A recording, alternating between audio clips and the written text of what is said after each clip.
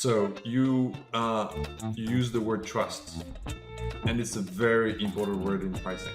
And I should price based on competitors and what they are charging.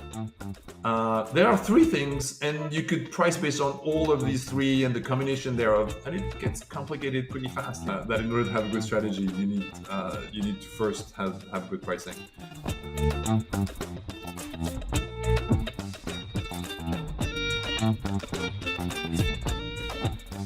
Hello, hello. Welcome to the Strategy of Finance podcast, where we celebrate the profession and the professionals in the world of finance. We endeavor to unpack their journeys to understand what moves them, get inspired by their triumphs, learn from their experiences, and most of all, connect with them at a personal level. Today, we are continuing our exploration of pricing as a key lever to enhance company value.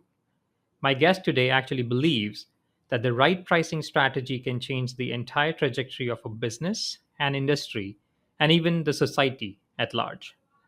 Please join me to welcome Jean-Manuel Izaret, usually known as JMI, a managing director and senior partner at Boston Consulting Group, BCG, and a specialist in the field of sales, marketing, and pricing.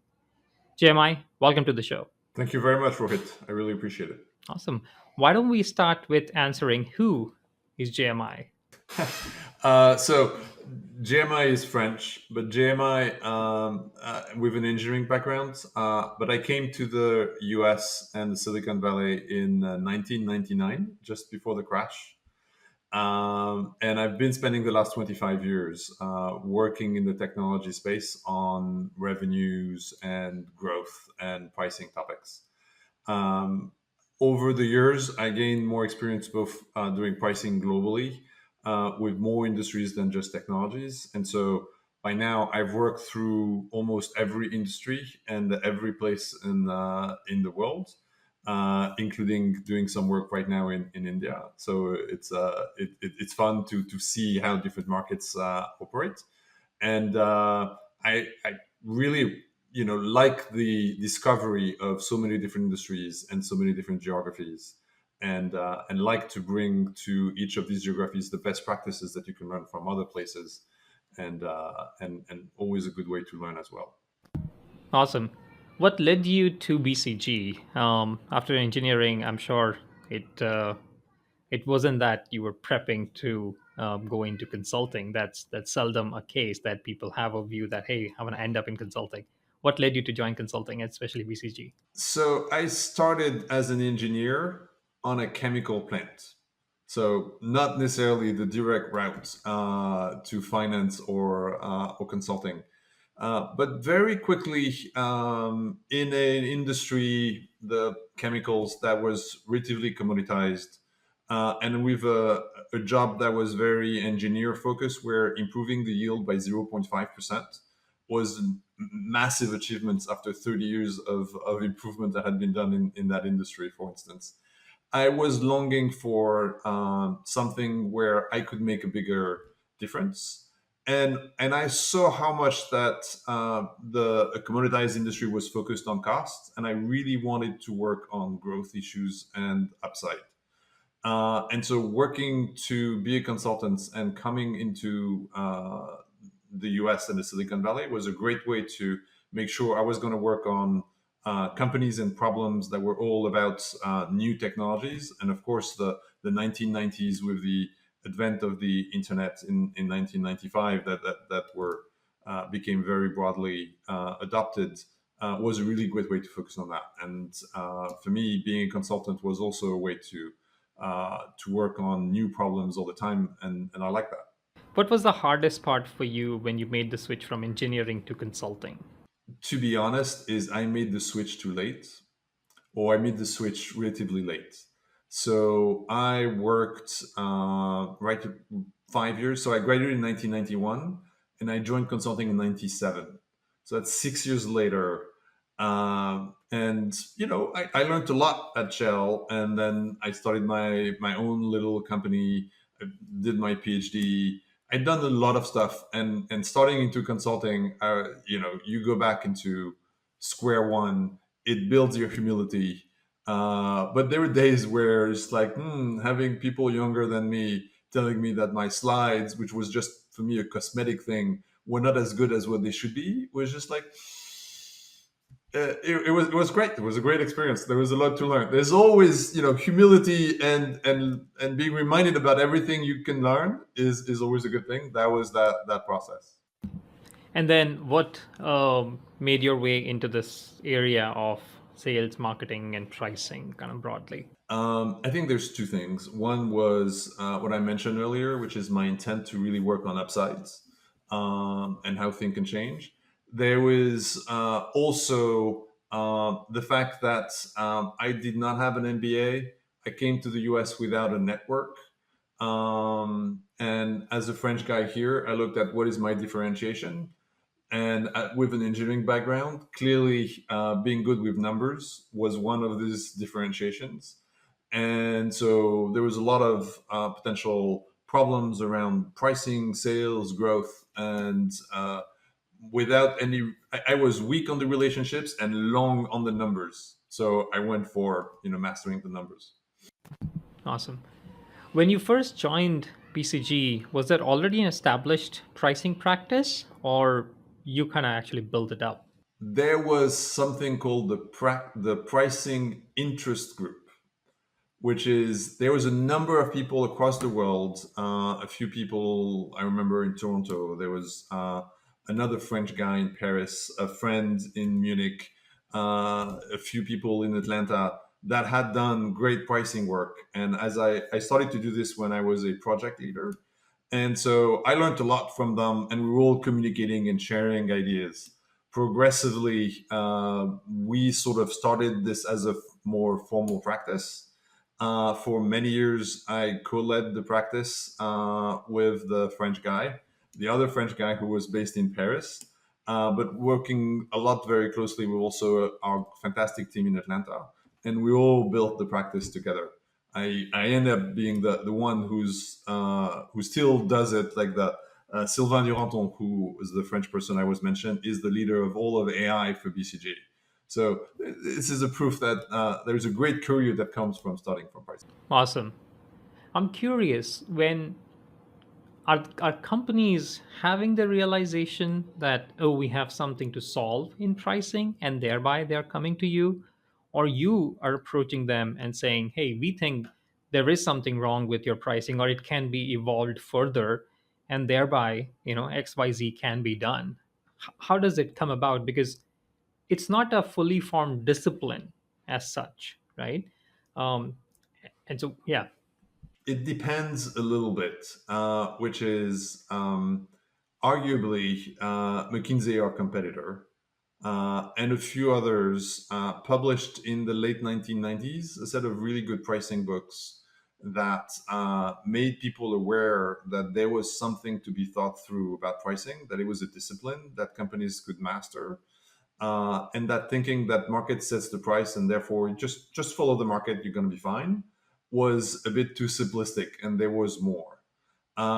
That's anchored better in industries where there was more differentiation than in other industries where, let's say the commodities I was talking about for chemical products and steel and many other materials like this. So over time, you find that some industries have really understood how important it is, and they built entire pricing teams. The technology industry itself has seen a lot of emphasis on pricing and packaging, and the role between the connection between defining the products and defining their prices as a discipline, which is sort of that was easier for us to build on that acknowledgement from the industry and work very closely. Companies like Salesforce.com or Uber made their entire business on a new pricing model. Pricing differently was the source of the innovation, essentially, right? With software as a service, or buying a car by just buying a ride, right? Like it's you just change the pricing unit and the entire business comes out. But it's I could see still today, as I was in Japan just 3 weeks ago, and there I went to Japan 15 years ago to talk about pricing. Nobody was interested. Like there was people were very polite. It was all so nice. I had a lovely time, but people were not really interested in talking about pricing or really understanding why it mattered and so on. There's many other things that mattered for them. And of course, deflation for 30 years that does, and stability of prices does that for you. 3 weeks ago, there was tons more maturity about the pricing topic. The inflation during COVID and coming out of that period has awakened a lot of new ideas in Japanese businesses, and they're asking questions that some of the European and Americans were asking 20 years ago. Very interesting. Tell us what led you to write the book, Game Changer. I wrote the book because for a long time, people were asking me, why don't you write the book, JMI? You spend all your time on pricing. And my answer for very long was, well, there's some very good books. And it was not very nice to say publicly that McKinsey had written a very good book on pricing, but they did. And it was now almost 30 years ago, 25 years ago. But it's a great book. Then, as I did more and more work, I started to see some patterns in that many people underestimate the strategic side of pricing. And they'll all think about pricing as their discipline about prices, which is not wrong. But when you just think about what's the number, you don't think enough about the example I mentioned, like Salesforce, that changed the pricing units, right? Before Salesforce, you would buy a piece of software upfront, you would have the license forever, and you would buy millions of dollars of pricing of software in one go. And Salesforce comes and says, no, no, no, I'm going to let it buy per person, and you could buy one person for 1 month. So they eventually got to, you have to buy at least 5 people, and you have to buy at least a year, and so on, and commitments. But still, it was a very different way to price. And so that aspect's about what are you charging for, what's the unit by which you price, and all the pricing models questions is an issue that I thought was not covered as well. Um, and and we've seen how many industries price very differently, but the differences about pricing per industry was not covered very much. You had some, many people in the pricing world say, well, you should not do cost plus pricing and you should do value pricing. We may talk about this in more details. Pricing to value is always really interesting, but there are many industries where it's very hard. And then there are also industries where you need to know your cost and focus on cost plus pricing. If you're in the construction business and you build houses, well, different houses have different costs. You need to price based on what it costs to build a house, right? And so, sure, understanding the value that customers have, is important, but your costs are also really important. So the advice, don't focus on your costs, focus on value, which can be caricatured as a simplistic advice that many people are giving or receiving, I thought was too simplistic, and I wanted to bring a bit of richness to that topic. I love your analogy or example of Salesforce. So their pricing itself is a differentiator. It's not putting a number on a differentiator. Um, that's pretty interesting. We'll certainly unpack more of your concepts that you have in the book. But why don't we start by understanding why is it so hard to get pricing right? What are the clear indicators that can say, hey, there is something to be solved here? It is not optimized, at least for the present conditions. Think about the ideal pricing situation, which is that of a market. You have a set of farmers that sell tomatoes, and you have all the farmers side by side. They're selling tomatoes and salads and cucumbers, and and all the customers pass by and they pick, and sometimes they come to the same farmer because they like their tomatoes better. This is an ideal situation of the market, the way many economists thought about the markets in the 19th century. But they have very specific characteristics that make it different from many other markets. So first, all the farmers are side by side. They can see each other's tomatoes. And some are more green and ripe than others, and so on, right? And but this, you're going to tend to have a conversion to the same price for the same kind of tomatoes. And there's a little bit of variation that some farmers have that can have the tomatoes maybe 1 week earlier. They're going to charge a little more, right? But the market is right there for everybody to observe. Um, and in many markets, you don't have just three farmers. You have 20, 50 farmers in a big market, right? And more. Now, think about the situation where we are, where you buy a software product. We're talking about Salesforce. It's a digital product. It's virtual. You don't see it. So there's a lot of work to even discover what the product looks like. Then to discover that for different vendors, of course, every vendor will not tell the price they will give to each customer. So you have both the customers don't know if they're paying the right price, because what is the right price? They don't know what others are paying. It's an opaque market. And then simultaneously, every vendor, if the customer comes back and say, I can have the same thing from that other vendor less for a less price, they don't know if it's true, right? So you don't have a reference, a market price that you can anchor that everybody can observe. And that creates uncertainty on both sides.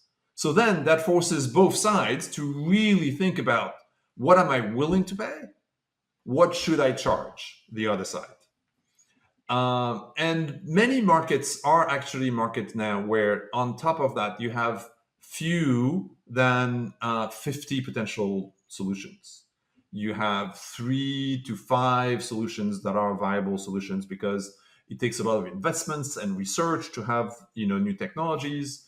And so when you don't have that many alternatives, you always have the game theory aspects of pricing, which is, if I lower my price, my competitor might lower their price, and we'll have the same share. And then everybody lowers their price, and we have price wars. And so it's not just it's a one-time pricing, but it's a repeat pricing. And my pricing strategy depends on what my competitor does. And so you have all these twists about, if they do this, but I do this, and then, well, I will do that, and then they will do this. It's just like, where does it go? That makes it pretty complicated.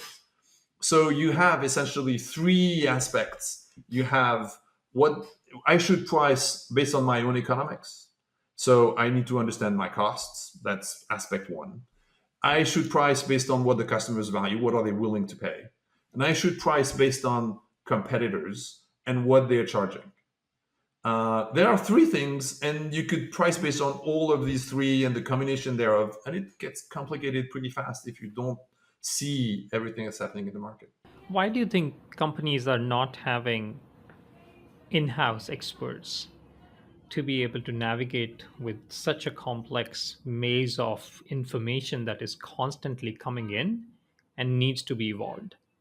Especially for, if we talk about technology companies, every single day new features are being released, every single day new competitors are cropping up, and the value that the customers are seeking are also evolving. So that's an excellent question. Many times, companies have people inside that are in charge of pricing. Um, and um, and you find 2 extremes. Sometimes you ask the newest analyst to do some pricing analysis, and somehow you have people that have been in charge of pricing and are basically encyclopedias of pricing in that particular industry, and you have everything in between. Um, but very often, these people in the pricing world in a particular company develop an expertise for that particular industry, and sometimes analogies and differences in markets that come one way to the other makes it harder for them to relate to other things and other markets. So very often you'd have some of these gurus of pricing on one particular product that is the main product that that company has. That person has more knowledge than almost anybody in the industry. There's 3 competitors, and there's three people in each competitor that know everything. And imagine there's a new space that evolves from that market, which starts to sell software or some digital products. And maybe these people that were selling boxes have no expertise in how to sell software. And they need to seek that expertise. They need to hire people that have sold software and know how to price software, which is quite complicated. licensing models. When you sell the box, it's just a box. I have my product, my box. What's the cost of the product? And then I price that box, and I see how other people have done this. Software, I can have different packages, different licensing. Do I upfront? Ongoing, all sorts of complications that come up. Got it. In your view, organizationally, who owns pricing? If there is not a particular person designated to really own that area, who is generally owning it? It's so it's who should own it is a very common question. The answer for me, and that's sort of why we wrote this book, came Game Changer, and we define different games, is depending on the game you're playing, depending on the type of pricing you have, you should have different people owning pricing. And so if you are in a very mature industry where the margins are very thin, you need to be really close to the finances in order to price right. But imagine you are in the luxury business, you are Hermes, LVMH, and the pricing is all determined by how you anchor people in imagining new things. New sense. The world is different, and that's the price of a perfume. And on that side, marketing should probably own pricing. And you contrast that with some of the software companies we're talking about, which is the B2B sales, where you have a lot of intense discussions between buyers and sellers and negotiations. Sales is really close to understanding what each customer is willing to pay. And so sales should also play a key role. And in most companies, you're going to have some rotating responsibility that will need to combine finance, marketing, or product management, if you wish, and then the sales team. All of them needs to work together, which is in that sense that pricing is a cross-functional discipline that needs to, and very often companies have put in place pricing committees that bring different people from different functions to the table in order to define good pricing strategy. What is your take on custom pricing? If a company puts out a price, that makes it very easy for all customers to actually appreciate and budget what it's going to cost for them to really buy a certain software, right? Shouldn't that actually drive much more trust and enable the customer to buy with a lot of confidence rather than figuring out what should I really pay, and am I paying the right price or not, or am I just getting shortchanged? So you use the word trust, and it's a very important word in pricing. Essentially, prices are the way to trust that the money you spend or the money you get when you sell something is a good money, is the right amount. And why? Basically, because you find something to compare. And so when I sell an amount of tomatoes or anything, like, well, what's the price per tomato? Well, is it per tomato or is it per kilo or per pound, right? And then you find a way, you find a price, and you're just like, okay, it's like we all roughly get the same price. It's a way for me to trust that I'm spending my money in the right way. Now, why is it that we have markets that are opaque and where you don't know exactly what the price should be, and you have haggle and negotiations? Well, sometimes what everybody's selling is so different than what everybody else has that it's hard to make any comparison. And companies find that there is different willingness to pay for different customers. And so some customers will have enormous value in a particular product, and others will have less value. If providing that product has no marginal cost, which is the case in software, if you were to price everybody low, you won't make that much money. And so you want to be able to differentiate the prices. But if you tell people, hey, you get a lot of value from that software, so I'm charging you more than the other, then suddenly, people are not going to be happy, right? So you need to find ways to do that without upsetting people. Let me give you a funny example. One piece of software is Excel, right? We all have used Excel. It's fantastic. You can do a lot of things. But there are people who use Excel, like students, okay, to do some calculations in science and then their papers and in high school. How much money are they willing to pay? Well, for a little science project in high school, it's just like, that you want this to be available to everybody, right, in a very free way. But imagine an Excel model that is developed by a risk actuary that is working for a hedge fund that will allow to really understand risk for billions of dollars of risk. The value of Excel of that model, so it's not just Excel, but the fact that you could do this and this model is really enormous.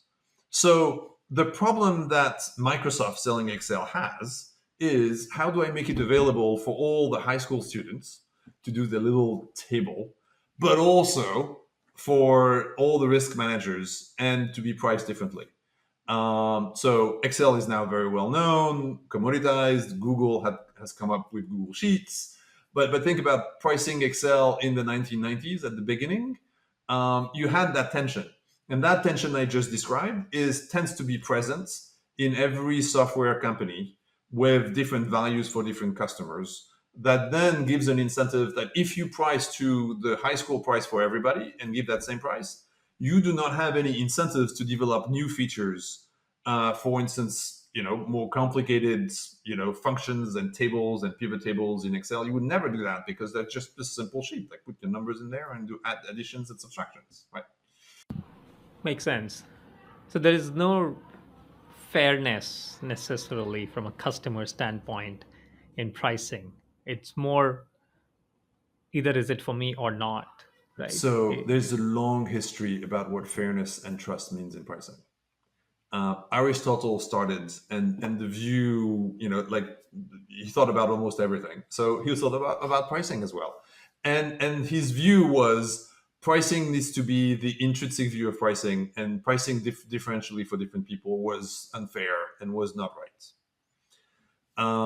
And indeed, for a long time, it was pretty clear that treating people differently is the definition of unfairness.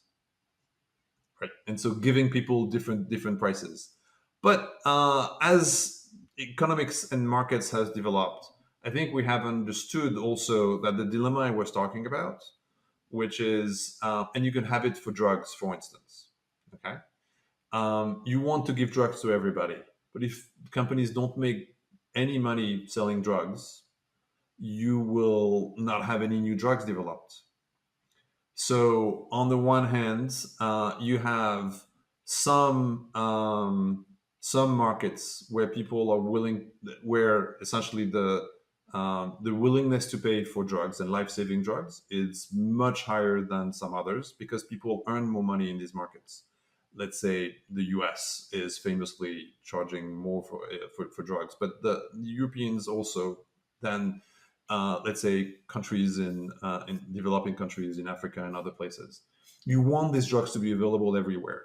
If you had the same price for everybody, you would never have enough research money to pay for research and development to develop new drugs. So you need some price differential in order to develop that. Now, how much price differential is a debate I don't want to go into right now at that moment, right? But some differential is needed, and therefore it's better for everybody to have slightly different prices for everybody. You take another fun example. You know that in Switzerland, the fine you pay for a speeding ticket is different depending on your income. And you're like, first the reaction is like, why? Like, it should be the same fine for everybody. Well, think more. If you pay the same fine for everybody, the people that are really with high income and will not care about the fine, and they will drive fast and so on. Like, you want to regulate everybody, right? So having some differential prices is actually fair for society, for fines, right?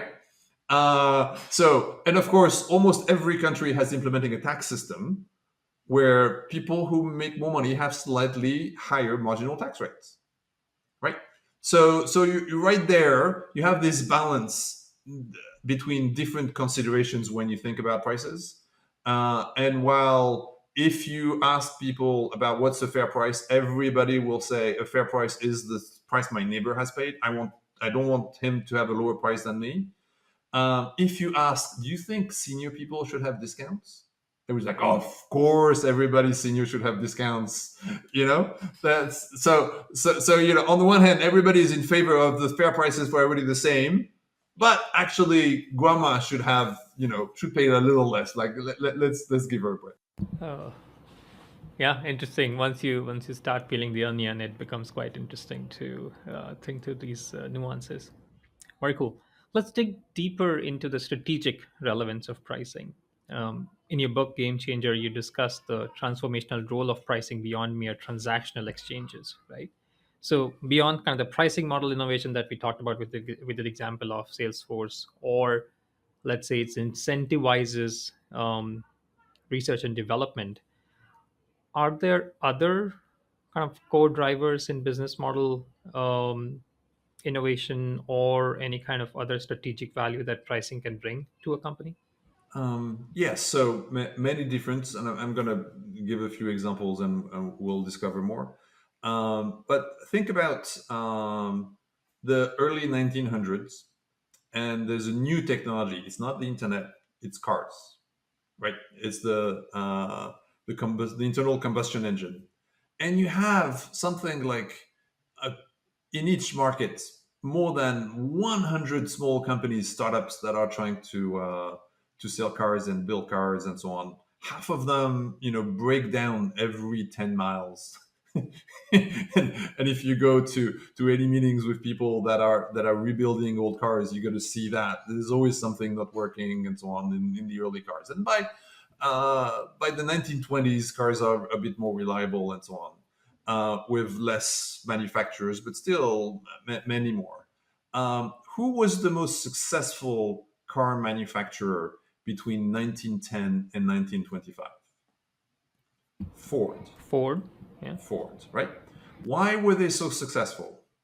Well, people say, well, Ford was successful because they invented the production line.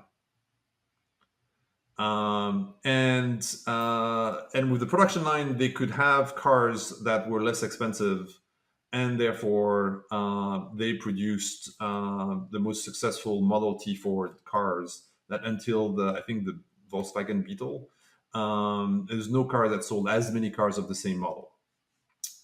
Let's peel the onion. What was Ford really trying to do? He was really trying to make the car affordable for everybody, including his own workers. And I would say that his strategy was fundamentally a pricing strategy. That producing cars in production lines with applying the theory of Taylor was a way to get the lowest cost possible. And in order to do that, he did a lot of things that others didn't do at the time, which is make the car the simplest possible so it could be assembled in a simpler way. The car model didn't change only once a year. Ford was famous by saying you could have any color you want as long as it's black. If that's not a pricing strategy, you have not thought about enough about what his strategy was. He was basically saying, look, I want to keep my cost and my prices as low as possible. Therefore, I'm going to keep my cost as low as possible. I'm going to make my product as consistent and similar as possible, so it's as reliable as possible. Every car is going to be the same, and this way, I'm going to be able to give a car to everybody. And that was his source of differentiation, and he gained market share, and he invented the car industry at the time. And so you've had since then, in the 1950s, one of the inventions from BCGs was the scale curve. And one of the concepts, the scale curve is basically saying that as you accumulate scale, as you double the amount that you produce, your costs are going down. One of the immediate consequences from that is you can price down the scale curve. You could give prices to the market that corresponds not to your scale today, but to the scale that you will get once you will price lower. And so this way you can price under everybody. You will get the share. The scale will show up. You will have lower cost than everybody, and you will have built a scale and price advantage. So that's really the side of pricing, not based on a new pricing model, but just based on a price point that is a good understanding of your own economics. And it's the cost side, the economic side of pricing that really matters the most. Okay. But at the same time, in early 20th century, after Thorstein Veblen writes the theory of leisure class, and it's a book about the British high society, and he talks about he invents the word conspicuous consumption. Is people consuming not for the value they get from the product, but just to show off to their neighbor. I'm exaggerating and simplifying, but it's basically that in the 50s, this is in the US, people buy a car to show they have a car or a fridge or something. It's like they're really proud of having that. Like all that pride about the differentiation about what I can buy. When you are selling a product like this, you can find places where you have these inverted demand curves, which is the higher the price, the higher the demand, which is just the opposite we were talking about with Ford, right? And with pricing to scale. So you have another side of pricing, which is if you could build enough demand for your product, make it really unique at one time, you could create an inelastic segment that will pay anything there is. And you saw that with sneakers and with cryptocurrencies. Like there's, the Dutch had tulips, 300 years ago, and that continues to happen, right? So there's another side of pricing, which is make something very unique, advertise it, create a hype around what you do, and you could have this inverted demand curve where the higher your price is going to actually signal the goodness of your product, and you're going to sell even more at a higher price point. So that's already two completely opposite views that we can get to. Yeah, it's certainly so. I think scarcity demand is something that a lot of companies are using to their advantage in a very interesting way. When you were talking about the examples, it kind of felt to me that from a startup perspective, perhaps pricing then becomes the first point to think about in the business strategy, right? And arguably, people then should build their business strategies or business plans around the pricing model, or what are they going to price a customer, how much the customer is willing to pay. That all seems to be like the number one input that should go in the plan. That's right. So I have a joke that I work for, a strategy consulting firm, and so everybody thinks strategy is paramount. And the joke is that strategy is just a branch of pricing. That in order to have a good strategy, you need to first have good pricing. But being a bit more serious and thorough about your question, as we saw, good pricing is understanding really your economics, understanding what your customers value, and understanding what your competitors are doing. That trifecta that we talked about. If you think about what strategy is, it's also about understanding can I produce something? What's my business model? What can I produce?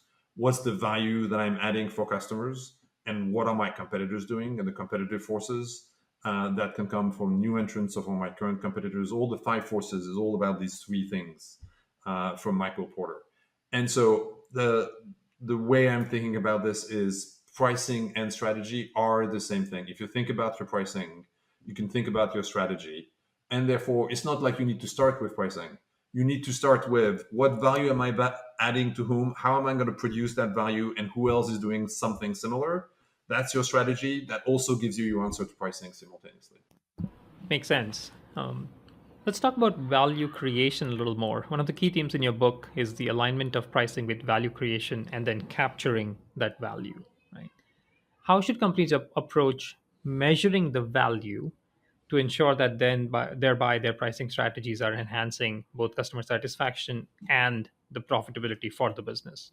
Okay.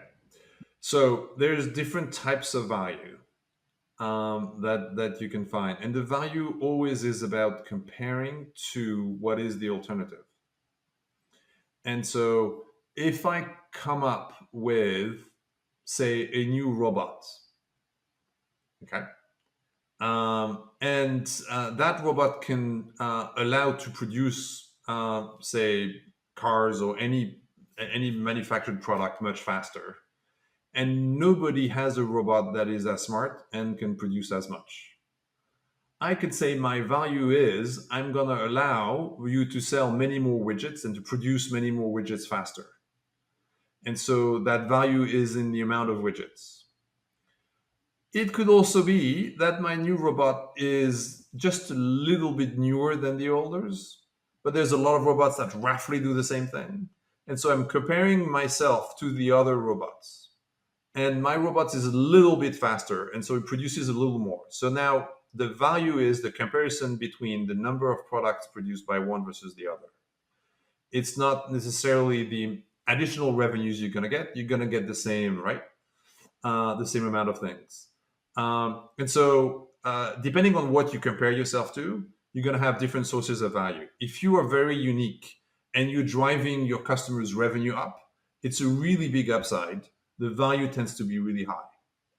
If I'm comparing to something that is very much the same, that my value is much lower, and the differentiation is much lower because I can be replaced by almost anything.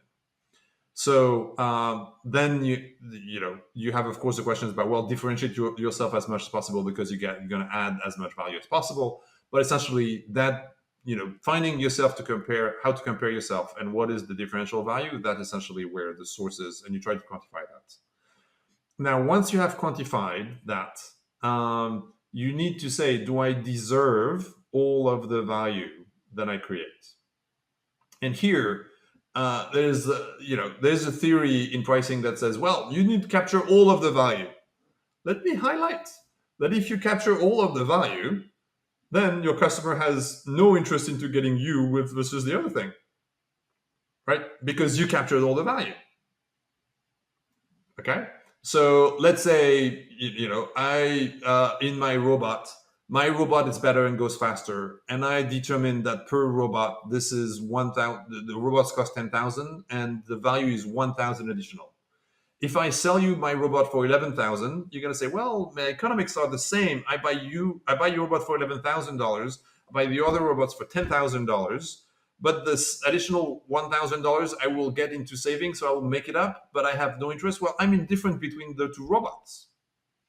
Now, if I charge you 10,500, then you're going to make $500 more. So sharing value is giving you an incentive for you to buy my product. And so first, capturing all the value is usually not the right thing.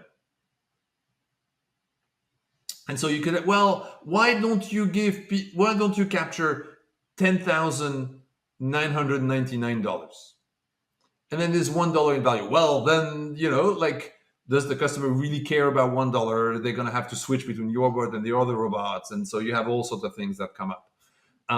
But essentially, if you capture all of the value, usually you make your customers indifferent between you and the others.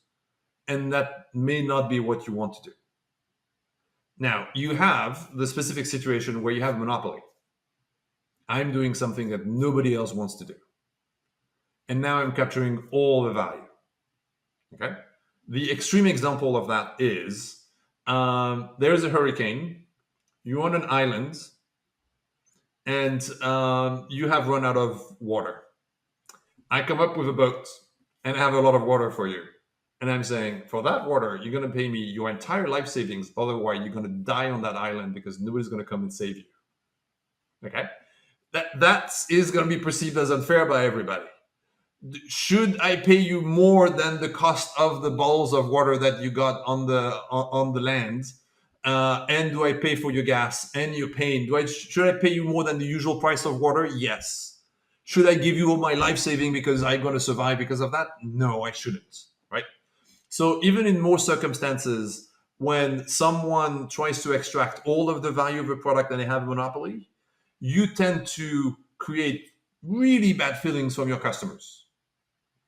So you have the situation of, I'm a scammer, I'm going to take the money and run, and I don't care about any relationships. And so, yeah, sure, that could seem to be the economic optimum.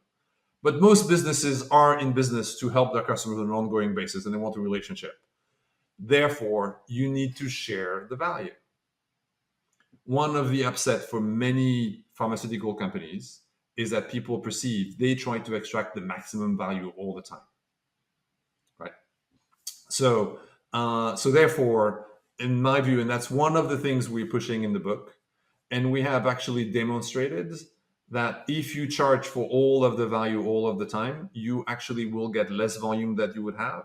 And the optimum share of the value, even for unique products, is between 50 and 60% share. It's a little bit like the famous example: you walk down the street with your friends, and you're the one spotting the $100 bill on the sidewalk. And if you know, like, you're not going to take it all for yourself. You're going to share the it's random. Do you deserve to have the 100 because you spotted it first? If you want a good relationship with your friends, you're going to share the $50, the $100, and just have 50. Makes sense. I think there is a little bit of that fairness element that comes into it after all, where you are saying, hey, I am going to be fair to you to be able to share a little value that I've created and incentivize you to buy my product by sharing that value. That's right.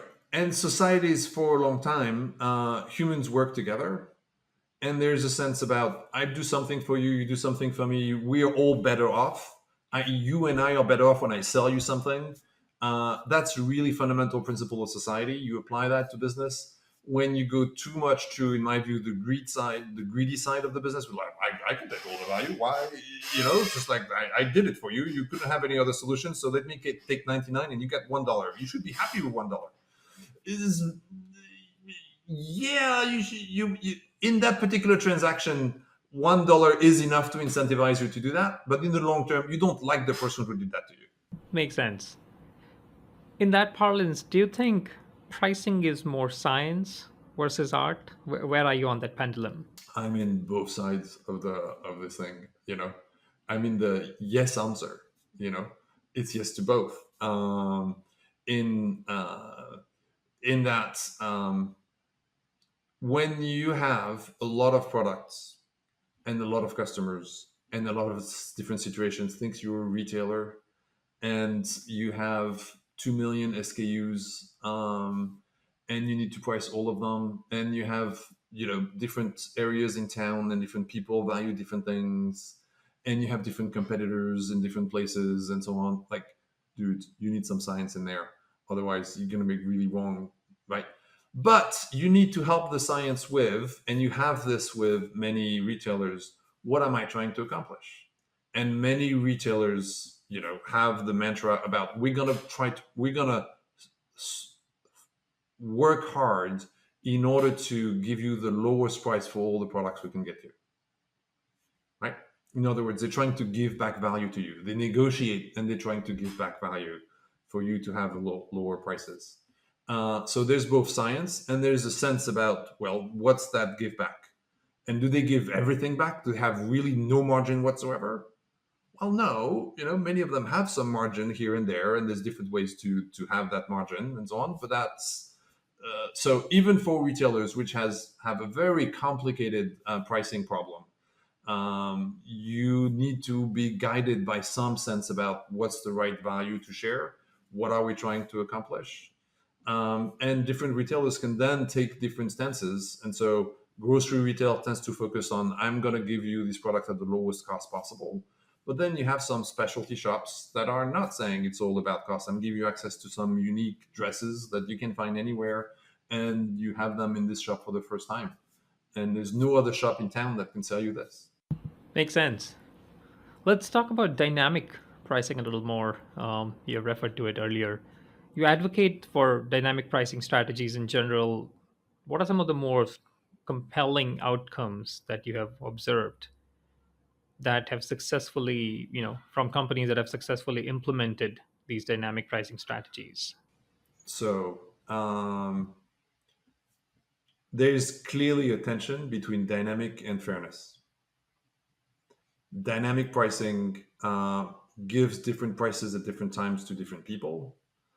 When you come back home and you paid what you thought was a good price for a ticket concert, um, Taylor Swift, let's say, and you find your neighbor paid half of what you paid, you pissed. Okay. So there's some legit things about this, and it's so unique. It's in the example of the high value monopoly situation. There's only one Taylor Swift. There's only one concert in town, let's say, and you know that's sort of that situation. Taylor Swift needs to be careful, and she's trying to not have prices be too high. Otherwise, her image can be affected by this, and even Congress can get in. Now, so that highlights the difficulties and of dynamic pricing, and we have many examples of companies trying and not communicating well around what they do, nor necessarily setting the prices right, and trying to capture too much of the value, and that gives a bad rap to dynamic pricing. Now, think about airlines. They implemented dynamic pricing 30 years ago in the 1990s. At the beginning, people were really upset that everybody was paying less, but early on, people figured out that if you sold, some tickets for $50, you can have students just show up at the airport and go for a weekend in some island somewhere, and that allows to fill the plane, and at the same time, you have the business people that are willing to pay more and could want to get the ticket at the last minute and so on, and you have some tourist families that are planning a year ahead about where to go there, and they also have a different prices. When you combine these three prices, you can have full airplanes, and you can have more people go to see that island. Okay, we figured out as a society that that's actually a good thing. And let me say, this is before we figured out that putting CO2 in the atmosphere was pretty bad. So we can get back to that later. But it's a better way, like it allowing people to travel, to discover other societies, to go on vacation, and at different prices depending on who they are. We figured out this is a good way to organize air travel. Otherwise, we would have air travel to just be what it was in the 50s, with super rich people that can only pay a lot, and blah, blah, blah, blah, blah. It's been a force for democratization.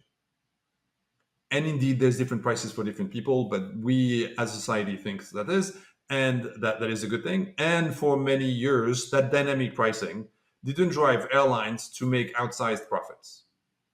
They had very thin margins, and so everybody understood, well, you have more people traveling, airlines are not making that much money, and we find different people to be willing to pay different things. They decide whether or not they want to, and they can all stop flying if they don't want to, if things is too expensive. So you have a market forces that play out, and that's a decent outcome. So what's the difference between my Taylor Swift concert and my airlines? Well, there's more competition with airlines. There's less competition with Taylor Swift. Taylor Swift, actually, in the US, you have a monopoly of the distributing company that does that. So therefore, they can behave like the guy on the island trying to sell you the water for all your life savings. Well, when you behave that way, that's not the fact that it's dynamic that is wrong. It's the fact that you're trying to extract all the value and you upset people. So dynamic is not the root cause. It's what goes with it and what was enabled by the fact that you had no competition. Okay, so dynamic pricing, when you have competition, is actually less problematic, and you have many prices on the internet vary dynamically, and retailers price dynamically, and Amazon does that. And out of all the flaws that people complain about Amazon, it's not necessarily that they price too high, right? If anything. Therefore, I think you were going to, what's the lesson for companies who want to implement dynamic pricing? Well, the first lesson is you are going against the situations where you're going to get different people pay different prices. You absolutely need to have a really strong story for why you think it's fair. Treating people differently inherently will trigger people to think that something is unfair. So if you can't explain why it's fair for everybody, why it's better for society that everybody pays this way, then you're going to be thrown out of business. If you say, no, I think it's fair because I will make more money, or like, are you kidding? That's not the reason it's fair. Fairness has to be something about it's fair for everybody. So if you can't make the case that it's fair, then don't do it.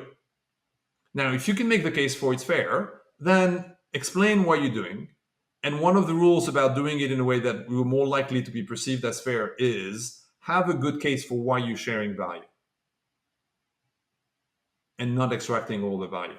And then, there's all sorts of math that you can get into for how to do that well. But that's the main principles. That makes a lot of sense. I still remember one of the nights when I was still in San Francisco, and there was some storm situation, and apparently Uber just jacked up their prices like 5, 6, 10 times. And on top of that, there were just no cabs available. And so the ride that should cost like 10, 15 bucks was costing like 70, 80, 100 bucks. And just like everyone was just like so mad. That's Totally, right. totally makes sense. And you're mad partially because your sense is that actually, sure, there's a logic that we will get more drivers to you, but if you scratch a little bit, actually the drivers are not going to make that much more money on that ride.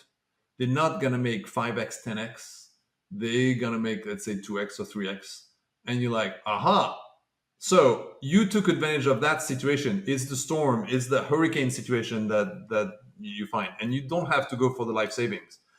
A price varying at 10x what you've been paying. And people are like, if Uber was able to say, no, look, we couldn't find any driver. We found one that came all the way from San Jose to get you back into, and otherwise you would have to walk, 10 miles. It's going to be 3 hours in the rain. And that guy is the only guy who wanted to come, and you have to pay him. Maybe you wouldn't have felt so bad about it, right? But in reality, the money didn't go to all the drivers. And that's why they were grumpy as well. That's right. And everybody's grumpy, right? It's just like someone is taking advantage. So, yeah. All right, makes sense. Let's talk about the game theory pricing approach a little more. Mm-hmm. This seems to have evolved than the other approaches. Can we discuss when does this approach makes most sense and how to execute this effectively? Okay. So, I talked about a little bit about the game theory, and let me summarize and then go to more complicated situations. So, game theory is the fact that when you have very few competitors, looking at where everybody is pricing can really determine the prices much more than the demand. And so if I have only two suppliers and I can make them negotiate against each other and tell one, well, the other one is doing less, and then it says, okay, so I'll lower my price, and then the other lowers their price, and so on. You can find out that you can get a price war that works your way as a buyer, and you could try to engineer that. I was part of an experiment that some of the PC OEMs, the manufacturers, so think about HP, Compaq, Apple, in the early 2000s did when they were purchasing a number of technology components like hard disk drives and memories and so on. They tried to do what's called reverse auctions, which is basically on a public space, ask everybody to bid down on how much they wanted in order to sell 1 million hard disk drives, let's say. At the first one or two auctions, they get lower prices than they had with different negotiations, opaque negotiations one-on-one.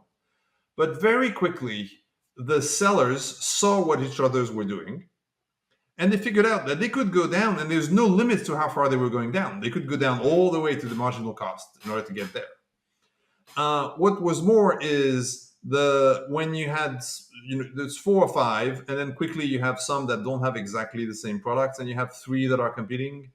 And then when the third one stopped bidding down, the number 1 and the number 2 immediately stopped because they were sure to sort of be in the 2 winners.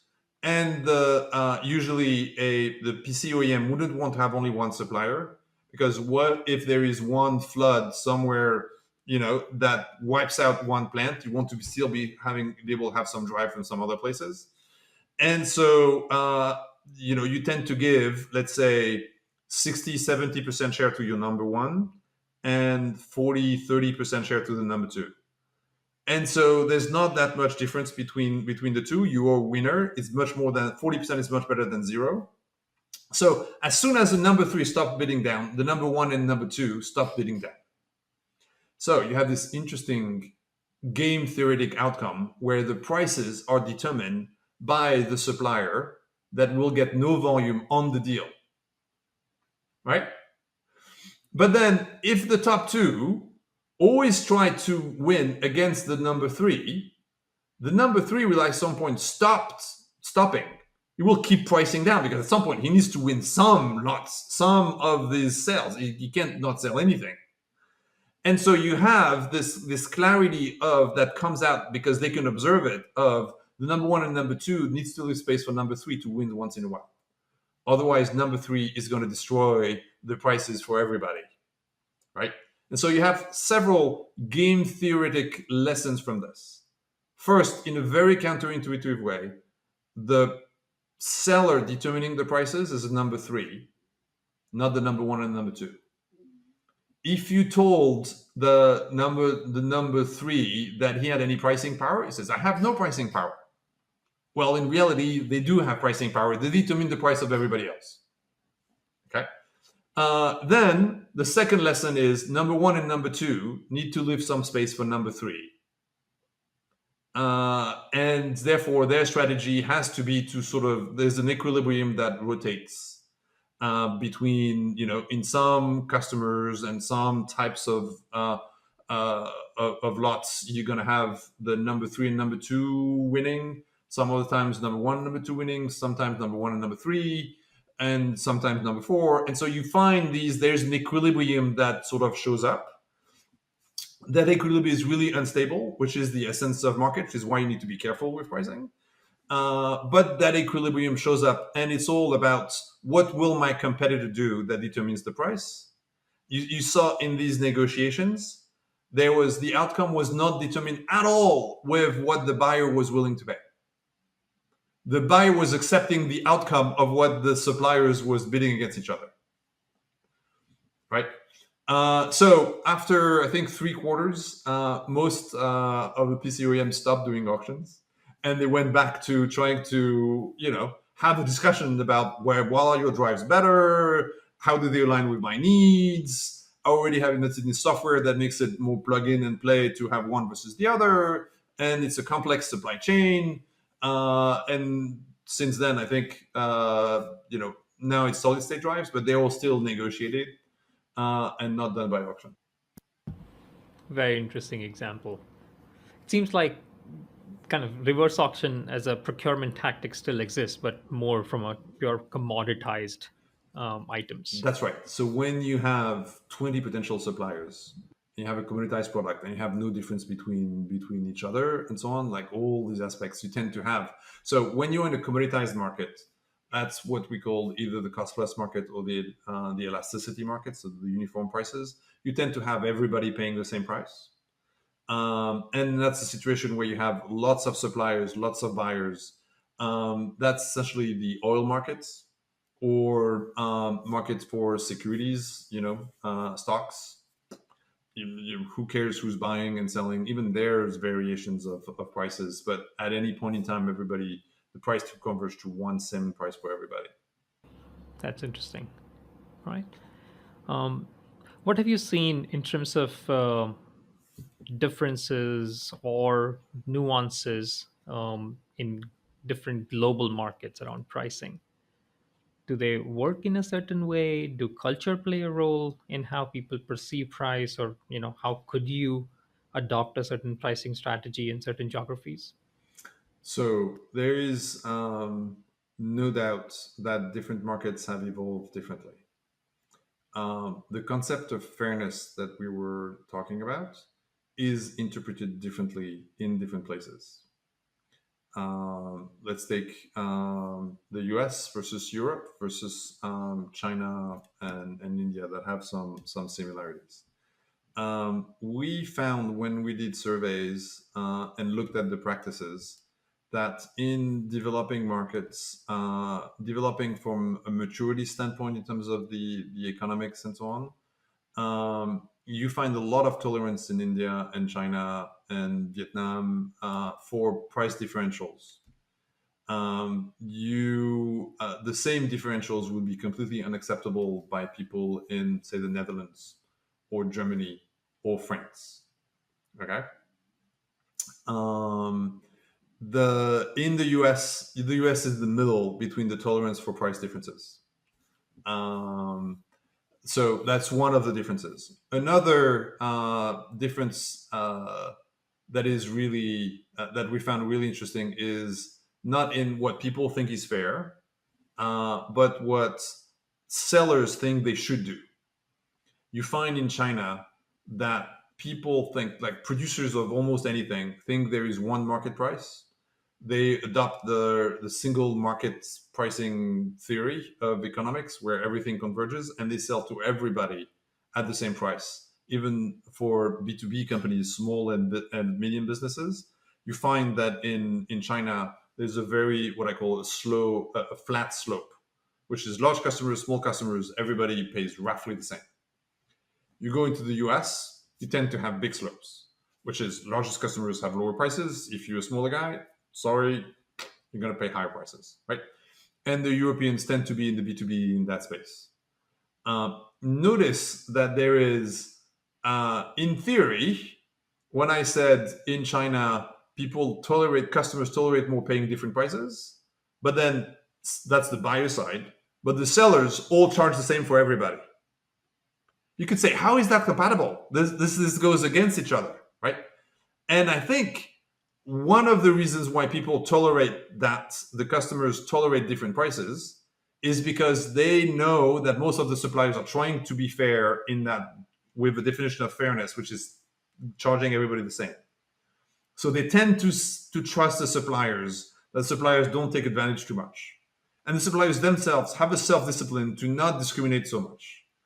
When you go to Europe, they know, a bunch of Europeans know that companies will charge whatever they can, and they're very suspicious of that. So whenever they see it happening, they're like, oh, something, right, must be happening. And then you have, so the differences, I talked about the fact that everybody thinks grandma should get a discount. That's for most products, but there's some products that are so commoditized that people don't think grandma should get discounts on her groceries and should get discounts to go to the movies. Everybody wants grandma to go to the movies, even though there's not that many movies for grandma, but they want her to get out of the house and have fun. Okay. But people don't think, in general, grandma should get discounts on gasoline. For gasoline, it's like, no, gasoline is gasoline. Like, this is just like, you have this, you find this thing. This is like, no discounts for gasoline. When you push, you find that in the US and in India, there is, everybody thinks, grandpa and grandma should have big discounts, and students should also have some discounts, roughly half of the discount that grandma should have. Okay. In France, people think that students and grandma should have exactly the same discounts. Okay. But for gasoline, the French think that it's okay to have some discounts for the students more than for grandma. Okay. And so where does that come from? Well, that comes from structures of societies, and find the French and the Japanese are really similar, right? So it's not just Asian versus Europe. You have all sorts of the complexities about societies are built. Japan and France have good retirement systems. And so while we love grandpa and grandma, like, let's not push it and have them have discounts on everything all the time. It's just like, okay, that's not right. In the US, we have a really very unequal retirement system, to not say really bad retirement system. Everybody tends to favor older people, right? As far as students, who wants to give discounts to students? Well, usually young people, because they're more likely to be students. Like, yeah, students should have discounts. So that's the normal thing. But you tend to have, in the US in particular, people that are conservative. The older they are, the more they think that students should not get discounts, right? But if you're a liberal, if you're a Democrat, you tend to think, even when you are in your 50s and your 60s and your 70s, that students should get discounts. So you get that all the way to the presidential election and the way it plays out. And Biden, with his idea of forgiveness for student loans, that plays to Democratic audiences very well. But all older conservatives are like, oh, this is a scandal. Like, why do we do this? This is not right, blah, blah, for all sorts of reasons, right? So these are all examples about different markets that see fairness in a different way. And imagine a global company trying to sell their products everywhere. They need to think about and understand these idiosyncrasies, these differences, country by country, market by market, because otherwise they will make mistakes. Trying to give discounts to people that in that country people think there should not be any discounts or something. Quite interesting. It just reminds me of a meeting I had yesterday with a relative. He was talking about a handbag, a laptop bag Yeah. that he has brought a few years back, and that had costed him, let's say, $8,000, right? And Indian rupees, so not that Oh, much, okay, yeah. relatively speaking. And he was saying, you know, today, like after a bunch of years, he doesn't he knows that the quality of that product or that brand is still good, Yes. but he doesn't want to pay like 3x the money that he paid Mm-hmm. 8 years ago, Mm-hmm. right? Because his anchor of that brand is still back there at that Yes. 8,000 Indian rupees, and not at whatever 25,000 that they are charging today, even if the quality is good or even have gone better, right? So he would switch to a different brand, Mm-hmm. right, which may or may not have better quality, similar quality, and maybe pay 10K extra, right, for an aspirational brand rather than sticking to the same brand and get that real quality product, but then pay more. Mm-hmm. So yeah, there is a sense of what's fair over time, and the consistency of your positioning. So if what should that brand do? Well, that brand needs to justify the price increase to him, right? Needs to explain to him why it is that the price is now 3 times what it was 20 years ago. And you can have many logics. One of them is look at inflation, right? And so inflation, we just follow the inflation, it's just at the inflation. Some people may be convinced by that. I suspect your friend might not be. And so it's like, well, look at what it cost us today. This is the margin we had at the time. This is the margin we have today. It's the same margin. And so therefore we're not more unfair than it was. It's just like it costs more. And cost justifications are usually really well accepted by people. But it's not the only one. They could go to your friend and say, look at all what we did for this bag. It's such a better bag than the bag it used to. When we started to build these bags, we had, we were learning. We had been in business for 5 years. Now we've been 35 years, and our manufacturing is better. Our, like blah, blah, blah, blah, blah, blah, blah, blah. Right? And look at all the things about how that bag is different. And that bag, sure, you could be upset at us and buy the other bag for, that you think is better. But actually compare the two bags. Our bags are better. And so therefore, this is, what you should do. Which highlights that for many of these products and our situations, will this computer bag company have the opportunity to talk to your friends? And probably not, to make the case I just made, right? She just has his opinion, and that's what he thinks. Let's go to the store, and if your bags breaks, you're going to buy another bag. Which is an illustration of communicating around prices, communicating about why you do the connections between prices and your offers, and over time, and having some good value communication is really fundamental. And you could lose customers for just having not explained with enough communication over the past 20 years why the bag's prices went up. Makes sense. You raised the point around inflation. Should companies be able to raise prices equal to inflation every single year? So I am a big fan of a few principles in pricing. First, always customize to your situation. Second, you have no inherent right to do something. You don't have the right to extract all the value. You don't have the right to inflation just because it is inflation and so on. Like what happens? It might be that your cost inflated more than the inflation. You need to still be in this and make money. You should raise your price probably more than the cost of inflation. And I hate companies that say, well, all prices are going up. And like I have the right to. Well, is it the right thing for you to do? Is it in line with your strategy? Are your customers going to understand that or not? Right? There is no doubt. So therefore, the big principle is always understand your situation, your strategy, customize your pricing, and even my advice for most companies is if you have 1,000 products and inflation is 2%, don't raise your prices by 2% on all 1,000 products. Most likely, some of them give more value to your customers. Some of them have less competitive. So some of them, the competitor dropped because he couldn't sustain it and you were pricing too low anyways for the beginning. You should price up. Some of them, it's very competitive. You don't have that much differentiation and 2% may be too much. Right? So which is it? Understand your market, understand your situation, price accordingly. Uh, Now let's go a little more in inflation. I suspect there's a lot of questions people have about inflation. Um, Inflation in theory is just created by money supply. The macroeconomic view is money supply. There's too much money around, and so the prices float up and so on.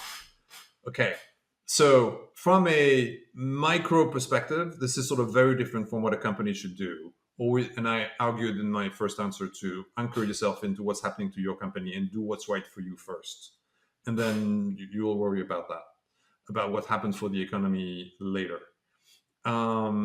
Now, if you are, I can understand situations where, let's say, you were a restaurant and you saw your costs go up, and you've seen in the neighborhoods you have, you know, in the town you have 50 to 100 restaurants that are not so far from where you are in the big city. You saw all of them raising their prices. Well, raising the price roughly the same as everybody else's is probably a good way to be. You don't have a pricing analyst for every restaurant that go into as much details as being able to hire BCG to do their prices. Okay, so like the simplicity of what's the inflation in a market with a lot of competition, what other people have raised their prices by is probably a good gauge about what you should do. But that's because your situation is have a similar business than many others, and you can anchor on all of the other situations, all of the other competitors. Now, let's talk about why there has been so much inflation over the past 3 years, much more than economists expected, right? Most central bankers and most economics were surprised by the burst of inflation. Not that there was some inflation, but how far up it went and how it was resilient. I was not surprised.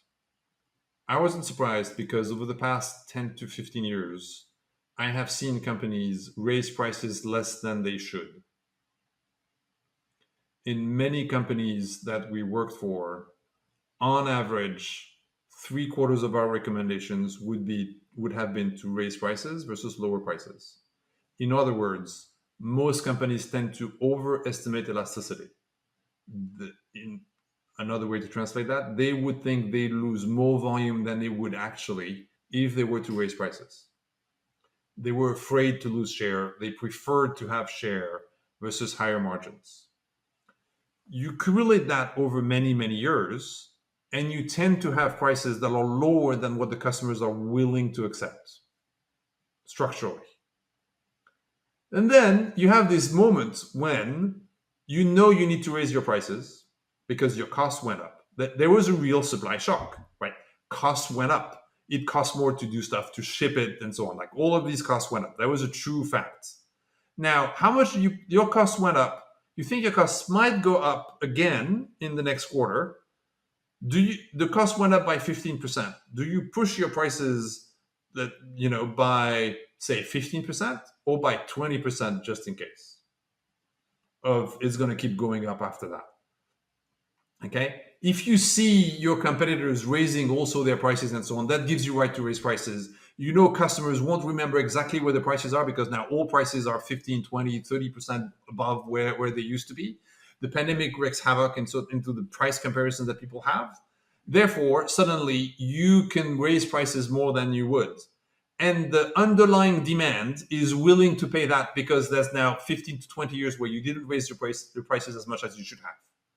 And so we had, I believe, in these last 3 years, a catch up on inflation that we should have had before. And that catch up is why the inflation was slightly higher than would have been otherwise. And surprise people.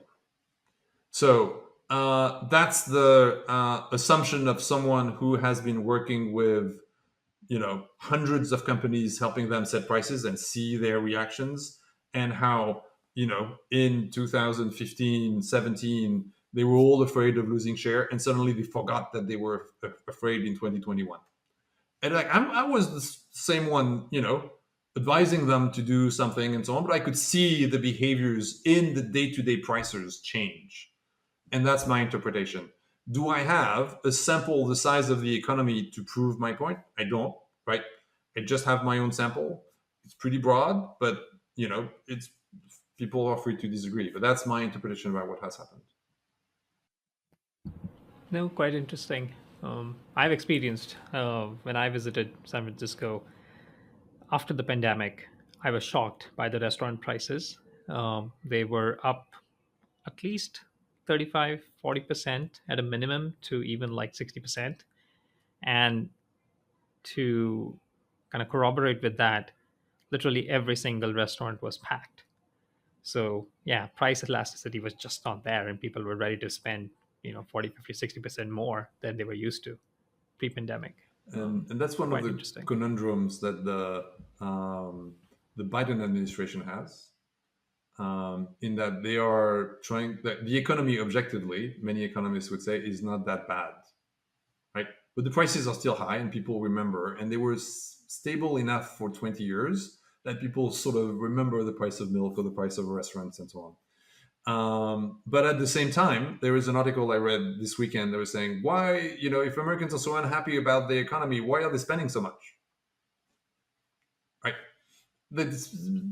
Yeah, right. And so in practice, people are spending, life is not that bad, but the indicators of prices that you see every day are higher than you would. So it's like, I'm unhappy. It's like, yes, you are, but it's like collectively, the reason why prices have stayed up is also because collectively people are willing to pay many of the prices that are out there. Yeah, it is again. And when you look at again the Bay Area specifically, where a lot of tech companies are, and they're laying off, a bunch of employees, and then on the other side you see the same, again those restaurants are packed. You're like, okay, where are these people who are getting laid off, right? Um, Yeah, there's something. So I've seen now 3 crises in the Silicon Valley. The after 99, so I have 99. So there's a 2001 crisis, there's a 2007-8 crisis, and now the one where we are. You could tell the intensity of the crisis based on how long it takes you to drive from San Francisco to Santa Clara. Right, the in the morning at 7, if you want to be at 8 a.m. or at 8:30, let's say, at a meeting, if it takes you 2 hours, there's no crisis. Like, people have been laid out, they found other jobs, everybody's on the road, it's all good. And you still, if I go from my home now to San Jose, which I'm on the East Bay side, like, still quite a bit of traffic in the morning, less than there used to be at the heydays and so on. So yeah, a bit of but we're not at in 2000. to, I remember, you could drive in basically 40 minutes, half an hour down the entire valley, which is just like, 75 miles an hour or 70, right? And otherwise your average is sort of 35 or something, or 40. So, Very cool. Let's talk about AI. mhm. Uh, you said you have an answer to, is AI going to take our jobs? And that is Yes, related to pricing. yes. Can you elaborate on that? That's a fun fact. So everybody's concerned, and I think there's some legit concerns to be had about AI is replacing us. It's not completely yet, but it's there partially. They can do many things that we could do before. But one fundamental question about that way to see whether we're going to be replaced in the economics environment. So, like, are you going to be replaced 2 years from now, 5 years from now? Who knows? New technologies, they're all smarter. The Chat GPT 4.0 came out, and now you can talk to you and me just like and have different voices. Okay, we'll see where that goes. But today, how are AI products priced? There's two main pricing models. One of them is per token, right, which is a Chat GPT model, and the other one is per user, like the Copilot. uh, when pricing AI's models are priced per user, they are here to help the user. They're not here to replace the user. If they were here to replace the user, and then you would have less and less users, then your revenues go down. If you're an AI company, you don't price per user if you want to replace users, right? So as long as our AI models are priced per user, they're here to help us. When they will be priced per task or per outcome, that's when they're going to be here to go for our jobs. Okay, so Makes sense. the, So you're replacing uh, a human partially or fully, whatever task a human is doing, and then you're charging for that full efficiency, not just an incremental just an productivity on incremental. So top when of. I completely Yeah, replace and the humans are unnecessary, so I use this analogy or this image as a way to sort of help people think through the importance of pricing units.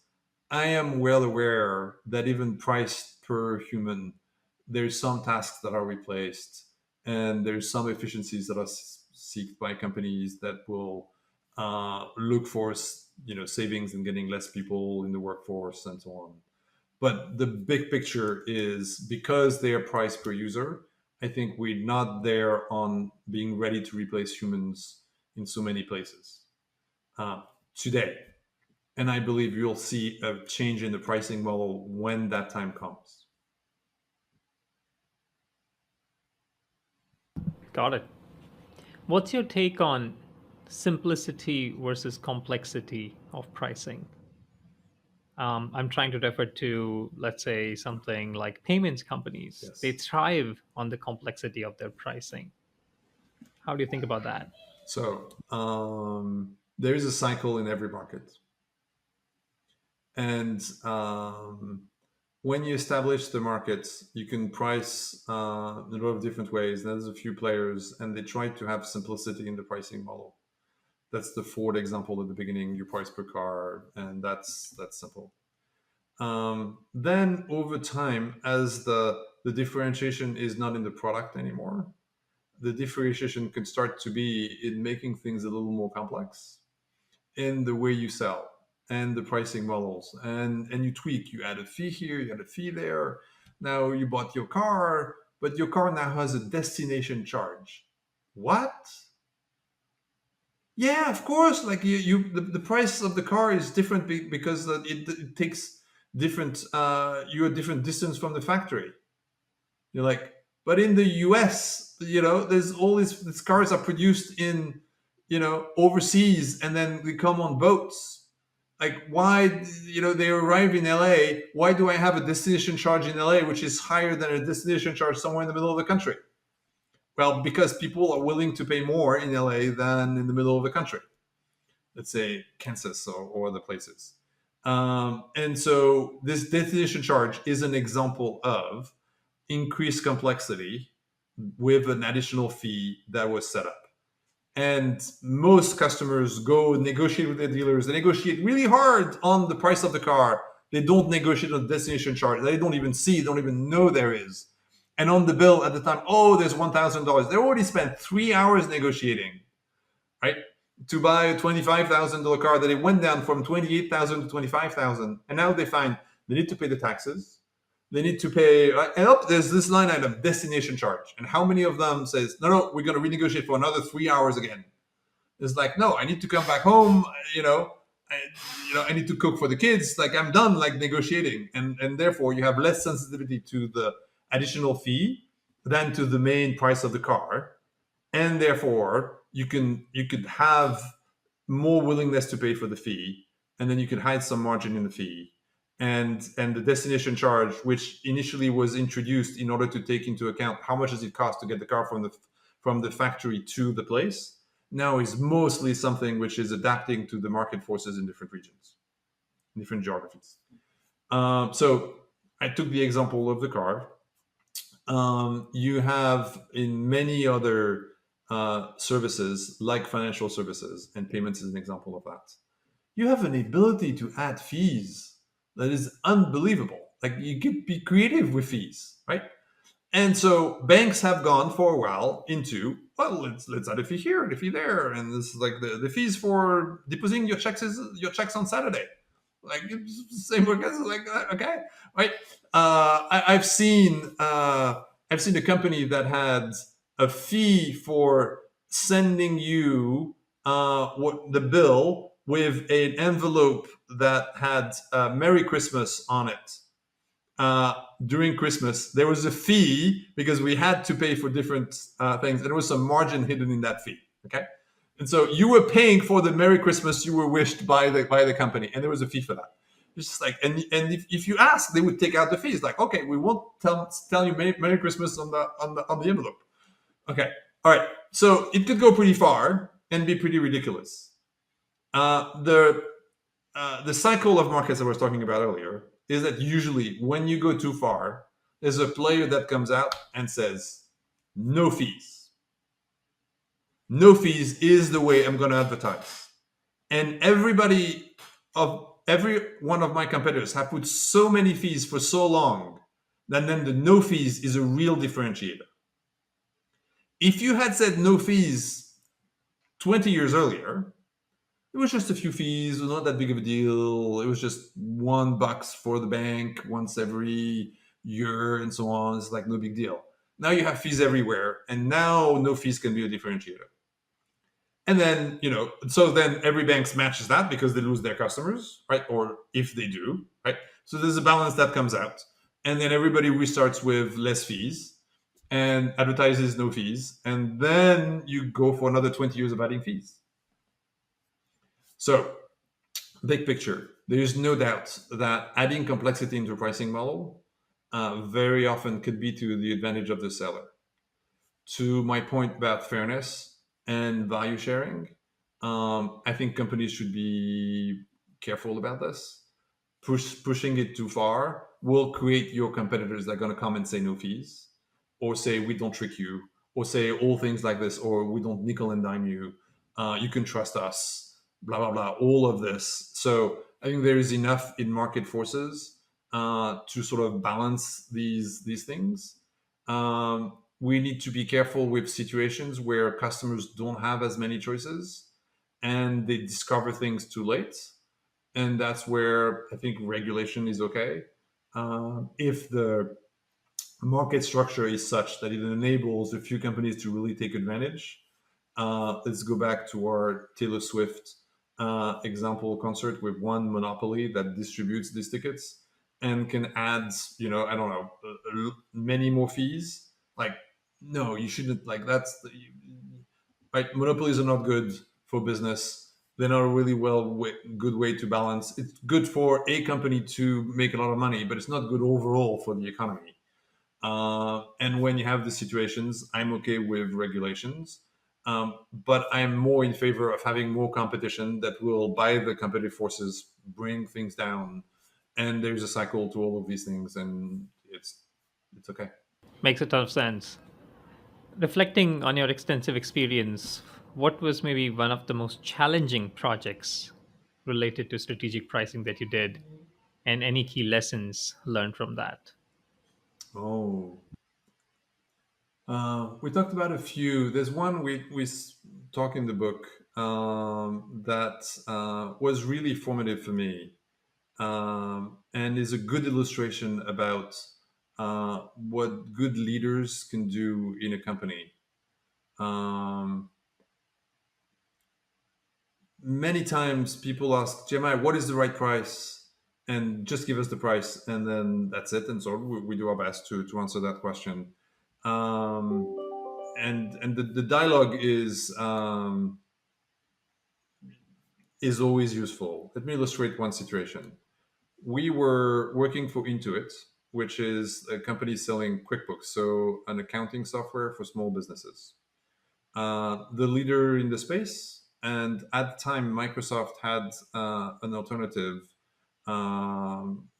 accounting software. As we were doing a long-term pricing strategy for Intuit, thinking about what's the right way to price the products they have and to think about new products, the news comes up just before we launched the survey that Microsoft had come up with making their Office Accounting Express product free. So for everybody, Intuit and Microsoft had different product packages. The prices were roughly, to make it simple, between $100 and $250, $300 for different types of packages. And here was Microsoft coming out with one product for free, and it was the online version of the product. And they figured there's no distribution, there's no physical product, there's no CDs that you need to send. We can go straight and offer that for free. The dialogue with the people at Intuit, and particularly with Brad Smith, was very enlightening. So very quickly we all agreed we need to test free as part of our analysis and to see whether or not. But Brad came in the room the next Monday with clear view, and he said a few things. One, guys, this is potentially existential. Make no mistake. If they go free on this, maybe they go free on other things. We can survive with only free. I'm not against free, but we need to know that to acknowledge that this is potentially a really big issue. I want to take this very seriously. Point number one. Point number two, that means if you think we should go free for something, that's perfectly fine. Just tell us, go for that. Think about where to go free and why and what's the logic. But I give you entire freedom to think creatively about how to answer. Because it's a big threat, don't hesitate to look at any other solution there is. And I'm ready to do things that are really unconventional. I know that if we go free on any of our products, and especially the products that is the equivalent product that we have, we'll lose, which is the number two product, most expensive product. So if that product go free and all the other products go free, suddenly that was almost 50% of the revenues down. Like as a CEO, getting 50% of your business down is just like not nice. Okay, like you have many problems. But he was saying like, look, I'm ready to consider anything. Go do the analysis and look at what happens. And as he was leaving, he asked one super smart questions, and says, by the way, maybe we should think about who would buy an accounting software for free. Look at that sentence, right? Who would buy something for free, right? It's not get, right? It's who would buy. And so that forced us to think about like even free is a purchasing decision.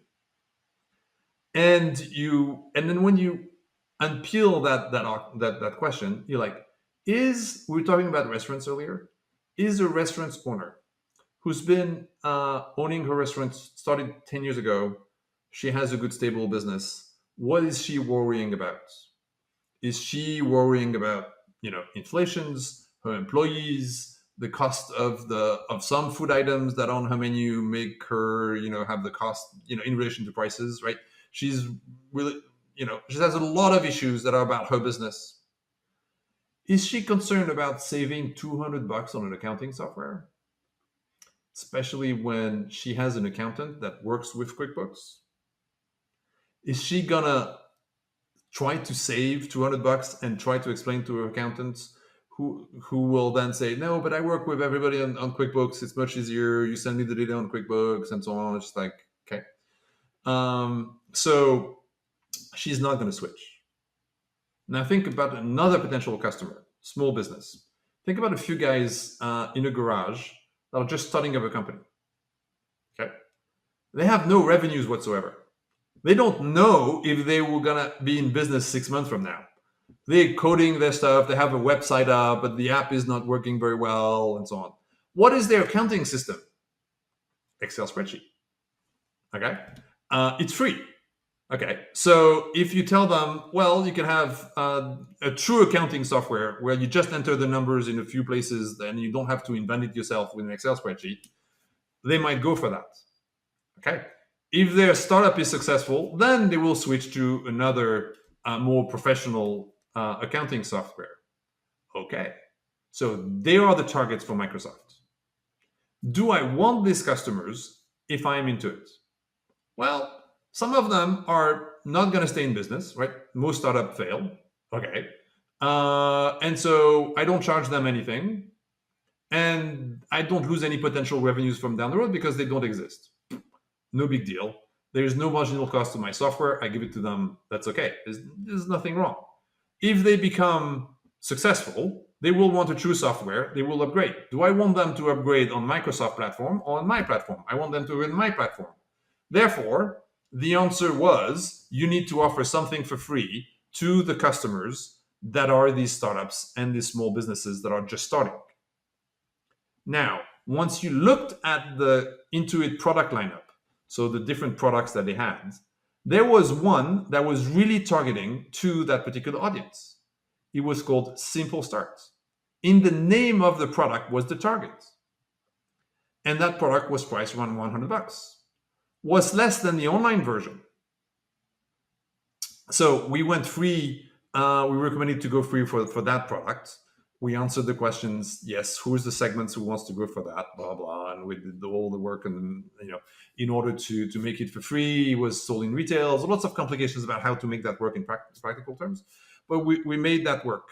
And eventually, 3 years later, Microsoft decided that they couldn't be successful in that market, and they stopped doing small business accounting. So it was the right move, but there's two lessons I'm going to simplify. And sorry if the story is a bit long. But there's two lessons. One, Brad Smith was very open, very clear-eyed on the potential consequences and the gravity of the situation, and ready to make very radical decisions if needed, but also asking excellent question, but willing to accept the answer from his team and the work we're all going to do together with his team. And then the second lesson is the answer to a pricing problem was not to think about the elasticity and matching the features of Microsoft. It was asking the questions that are more fundamental about what are the products, what are the customers that are targeting these products. So start with the customers. What are the customer segments that are really targeted by that offer? Answer the problem for that segment, not for the product. So, and again, many people would say, oh, that's just the usual answer about be customer centric. Yes, it is. Start with the customers, always. But it's so easy to go, oh, Microsoft went down with their online product. We need to do something for our online product, which would have been the absolutely wrong answer at the time. Awesome story. Wow. All right. And no doubt, Microsoft then have tried to buy Intuit and others over time to get into that market, but with not much success. Yes, that's right. So Microsoft had, I think, twice tried to buy into it. So yeah, there was some history there. Cool. Let's talk about future of pricing. Do you have any opinions in terms of where pricing is heading?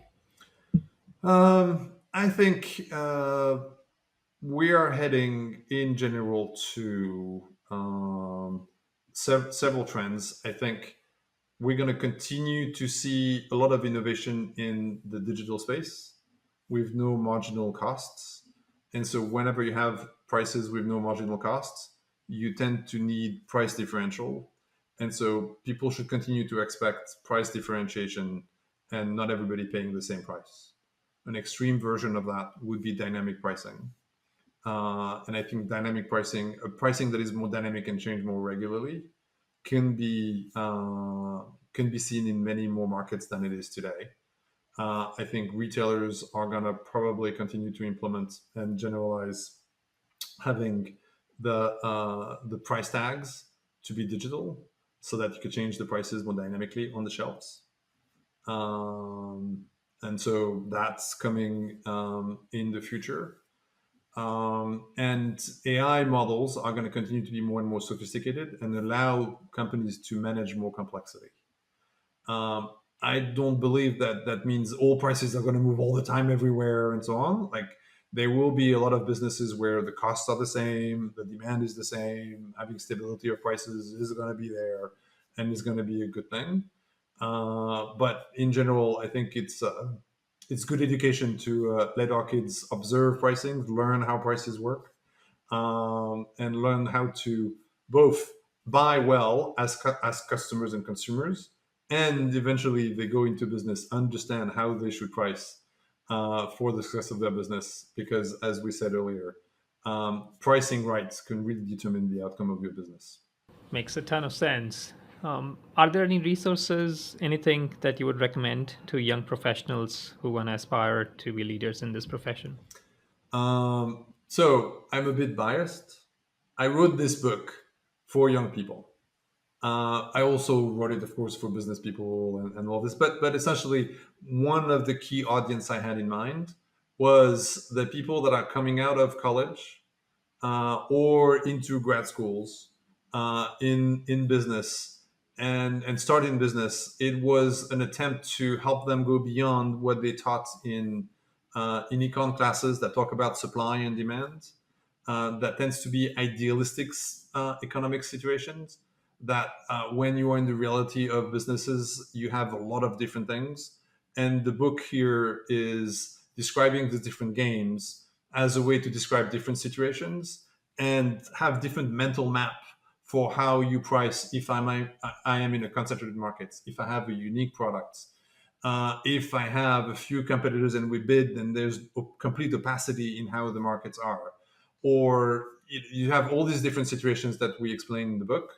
Um, I hope the book is a really good resource for thinking strategically and understanding the different situations.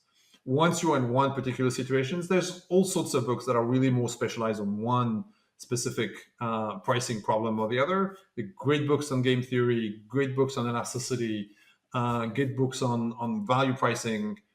And they're not hard to find. So I won't necessarily give names, but there's a lot of really great books. Ours is really geared to helping people in young professional understand the complexity and get a sense. And hopefully, I'm not advising everybody to read this book page to page, from front to back.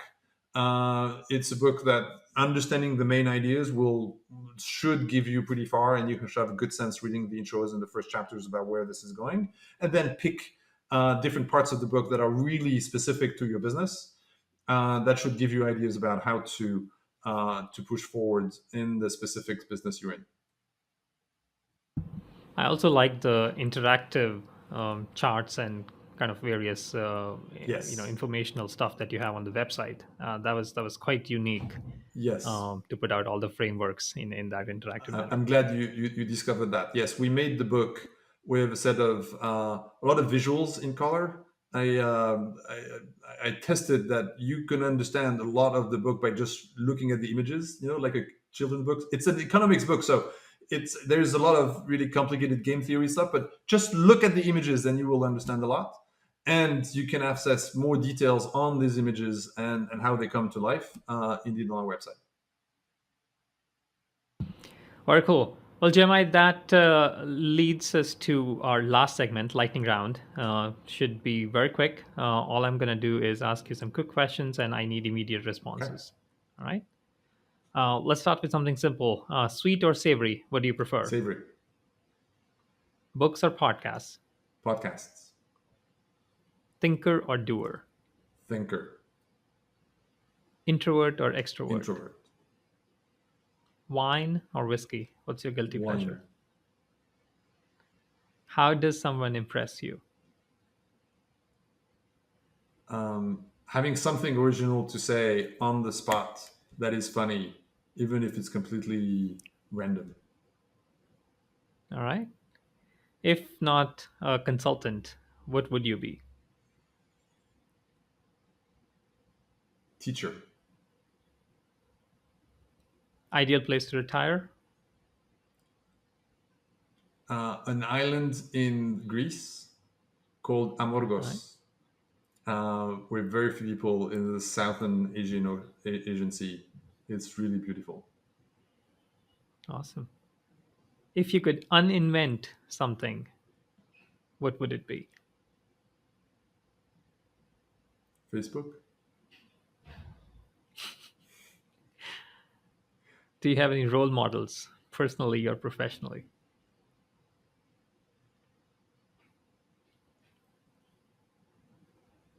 Not many, but I'm gonna share. There's a young gentleman called Grant Sanderson who Hmm. has done online YouTube videos about math to explain math in a very visual way. He is very inspiring. His website is three blue, one brown, and he has tons of potential. I just saw him give the commencement speech at the university. I thought it was a brilliant speech. I think this is a young man that needs to be known, not necessarily because he's going to be president or anything. He does something really useful for society. I believe a good understanding of numbers, not just the arithmetic of it, but how numbers work, is really important, and he helps everybody in the world do that. I think he's doing something great for society. Awesome. The last one. Describe yourself in 3 words. Um, wow, it's really hard. Uh, I'm definitely more on the intellectual side. I like surprises, and I love change. All right. Well, GMI, this has been an amazing show. Thank you so much for all the time and the great stories that you have shared. Certainly enlightening. Rohit, it was my pleasure. It was a great set of questions. I'm glad we can have a long conversations. I hope it's helpful to people. Thank you. Sure, it will. Thank you. Well, that brings us to the end of this episode. We hope you'll find at least one nugget that is beneficial to you. As always, thanks for listening to Strategy of Finance. If you enjoy the show, please rate and review us on YouTube, Apple Podcast, Spotify, or our website www.strategyoffinance.com. Your comments will make us better. You can also follow us on LinkedIn and Twitter and share the word in your network so other people in the finance community can also benefit. Be sure to tune in next week for another engaging conversation. Until then, this is Rohit Agarwal, and remember to learn, grow, and inspire.